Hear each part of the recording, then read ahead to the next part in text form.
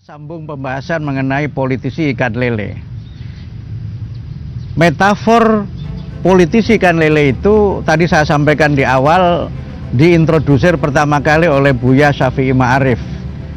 Beliau melihat bagaimana kehidupan politik dan perilaku para politisi di tanah air kita. Memang ini sesuatu yang menarik ya, walaupun dalam konteks sejarah politik penyebutan metafor dengan perilaku-perilaku binatang itu bukan sesuatu yang baru. Ada sebuah buku klasik di kalangan umat Islam terkenal dengan Hikayat Kalilah wa Dimnah. Itu ada fabel-fabel tentang kisah-kisah binatang yang banyak juga dikaitkan dengan politik. Atau Immanuel Kant misalnya, dia menyebut ada politisi serigala dan politisi rubah.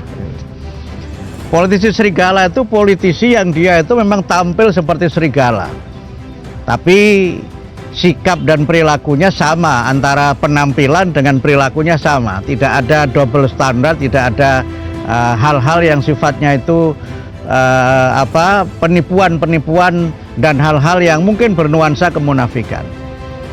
Nah, yang kedua dia menyebut dengan politisi rubah. Ini metafor juga katanya dengan binatang. Menarik ketika Immanuel Kant menyebut politisi rubah itu adalah politisi yang perilakunya seperti rubah itu. Di depan dia manis luar biasa, tapi di belakang dia bengisnya luar biasa. Wah, kalau dia berjanji di hadapan konstituen itu janjinya manis, tapi setelah dia berjanji itu tidak ada komitmen untuk dia menepati janji-janji politiknya itu. Nah, politisi rubah inilah sebagai satu gambaran bagaimana keculasan politik dan bagaimana politik itu dimaknai sebagai perilaku yang penuh dengan tipu-tipu. Nah, Buya Syafi'i kemudian mengenalkan istilah politisi ikan lele. Ini kita bisa bayangkan bagaimana ikan lele itu satu jenis ikan yang dia memang sangat menikmati air yang keruh. Jadi kalau kita lihat kolam-kolam lele itu memang kolamnya keruh. Nah, itulah situasi dan keadaan ekosistem yang sangat membuat dia ini tumbuh dengan cepat. Nah, kemudian yang kedua ya memang dia berusaha untuk memperkeruh suasana. Jadi perilakunya udahlah, pokoknya kalau ada situasi dia selalu memperkeruh suasana. Nah, ikan lele juga ikan yang dia sebenarnya sebagiannya juga kanibal.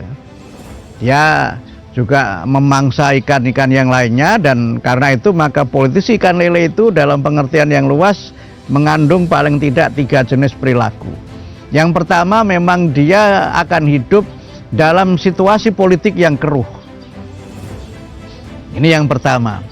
Jadi kalau situasinya keruh dia bisa mendapat banyak keuntungan dari situasi yang keruh itu. Yang kedua dia memperkeruh suasana.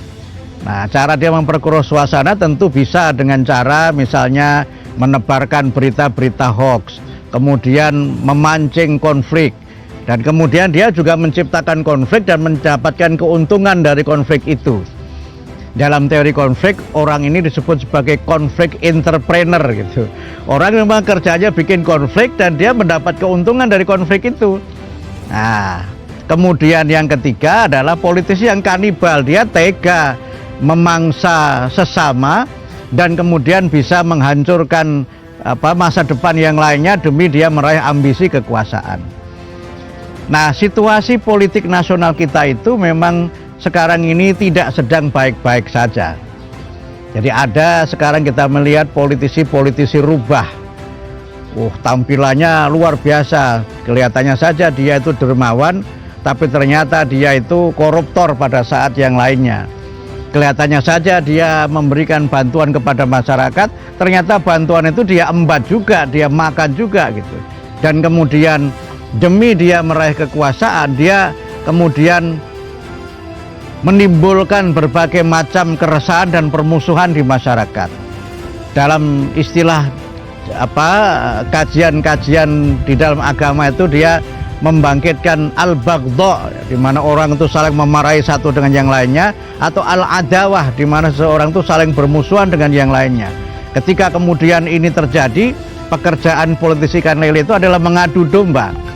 Mengadu domba, kepada si A dia bilang A, kepada si B dia bilang B, yang antara A dan B ini dia bikin kontradiksi dan dia mengambil keuntungan dari situ. Nah, inilah yang saya kira menjadi bagian dari kekhawatiran dan bagian dari keprihatinan kita bersama-sama.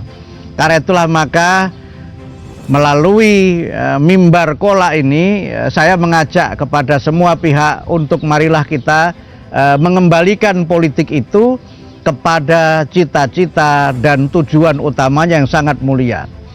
Politik itu adalah bagian dari bagaimana kita mengelola negara dengan integritas dan dengan moralitas. Bagaimana kita menyelenggarakan negara dengan sebaik-baiknya, dan kemudian kita menjadi pemimpin yang tulus, ya, pemimpin yang antara kata dengan laku itu sama. Ya, inilah yang disebut dengan, dalam istilahnya Immanuel Kant itu adalah politisi moral, ya, yaitu seorang politisi yang dia senantiasa mengedepankan moralitas, mengedepankan nilai-nilai yang utama, bukan untuk mengejar kekuasaan. Dia tidak menipu, dia tidak melakukan perbuatan-perbuatan yang culas, sehingga politik itu tetap kemudian dikembalikan kepada fungsinya sebagai wisdom dan sebagai seni mengelola negara. Karena itu dalam studi-studi politik sering dimaknai politik itu ada the art of governance, seni di mana kita itu mengelola suatu pemerintahan. Tentu karena seni, maka harus ada unsur di mana kita itu mengelola dengan perasaan, dengan hati, dengan empati. Kemudian kita mengelola dengan kelembutan jiwa, dan kemudian kita memberikan yang terbaik untuk kebahagiaan semua. Inilah saya kira pesan di balik istilah yang beberapa saat saya launching ke publik dengan politisi ikan lele. Mudah-mudahan kita semua bisa merubah keadaan politik di negara ini, dan kemudian kita kembalikan politik itu pada khitohnya sebagai asyasah, sebagai satu strategi dan sebagai satu pelayanan untuk kita memberikan hal yang terbaik bagi seluruh masyarakat dan bangsa. Mudah-mudahan bermanfaat. Nasrun minallah wa fathun qarib wa basyiril mu'minin. Wassalamualaikum warahmatullahi wabarakatuh.